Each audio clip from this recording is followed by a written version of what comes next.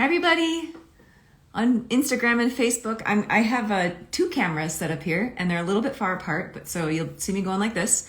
It's been a while since I've done a live, and I wanted to just do something for a little while called What Up Wednesday, where, thank you for that little heart, where I come up with a theme and I can speak to it. You know, for a while I was doing those Monday healing sessions. And the theme for What Up Wednesday today, I thought What Up Wednesday was a better name than Thematic Thursday.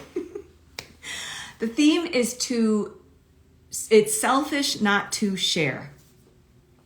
So this comes up sometimes with if I'm working, especially with my private one-on-one clients, when we're looking at something, a step for them to take to share an idea that they have, a creative project, you could even look at it as sharing your feelings with someone or sharing your thoughts with someone. But I think the way I want to talk about it more so today is in terms of sharing the gifts that you're here to share, sharing what you're creating in your life. And I'll share a personal story about this, speaking of sharing, which is when I was dancing with other people. I still do that. I did the best I could doing that work. I worked so hard at it. I knew I was there becoming available to express,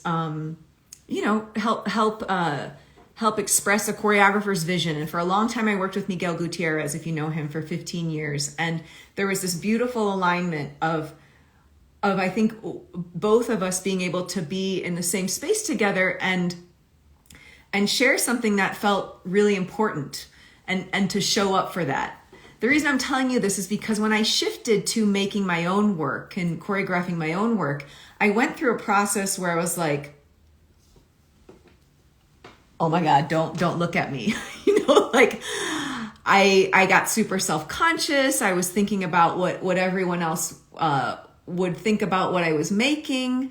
I have to say, thank God for the collaborative artists that I work with who put up with me in those moments where I was in total insecurity. But I think someone said it to me, or I heard it somewhere, that it was actually selfish not to share, because I started hiding. I would do a performance in Chicago where a lot of my family is, and my older sister would be like, why didn't you tell more people about that?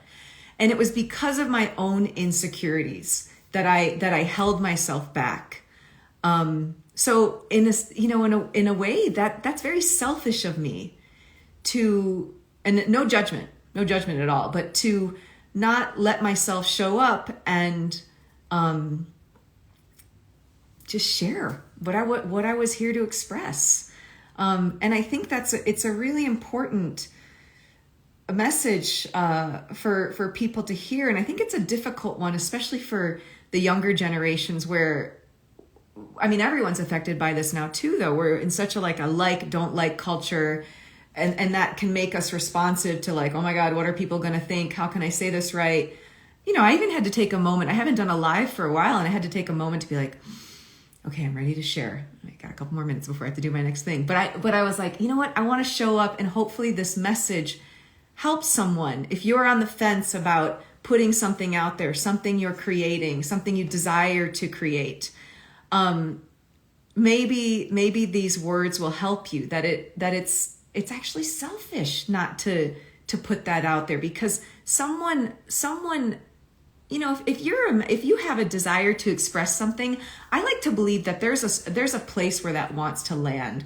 There's a person, there's a community. My voice teacher used to talk when I was working with this amazing woman, Ilse Pfeiffer, because I was doing a lot of speaking and singing in Miguel's work, and then in my own work. My voice teacher would say, let your message land somewhere. So it became this image that I got to work with when I was performing, that this got to land, my voice got to land in someone's body, got to resonate in someone's body. And I don't get to pick that.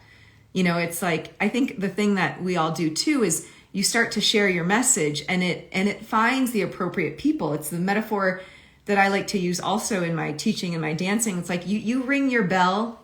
You can ring my bell. You ring your bell, and it resonates with the people who are meant to hear it. So I encourage you, especially now too, especially if you're in the US and there's a lot of craziness going on out there.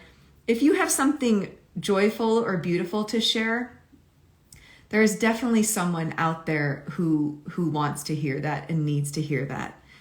So with that in mind, I encourage you to put your voice out there if you feel moved, whether you have private followers or your public following, and it doesn't even have to be on social media. It can be sharing a hello with a person out at the grocery store, because that's the place where we're going, right? The grocery store, maybe the gas station, if you're in a car culture where I am now. Thanks, Ori.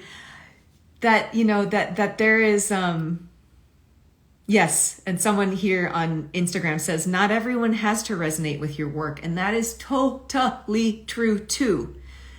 You have to resonate with your work. You have to resonate with your message. And if you're trying to make it resonate with everybody else, you're not listening to yourself. So, give yourself the space to listen to what wants to move through you and to be the best possible vessel, container to let that come through, whatever that is. I like these: baking bread, dancing, doing art, showing up as a parent. We're here to share and connect and create. And I know it's a hard time because we're missing a lot of that, but we do have the internet. We do have the grocery store. We do have things like this to be able to connect with one another. So share your voice, share your message. The connections are there for you 100%. I hope you have a beautiful rest of your evening, your morning, whenever you get to see this. Lots of love to you all. Bye.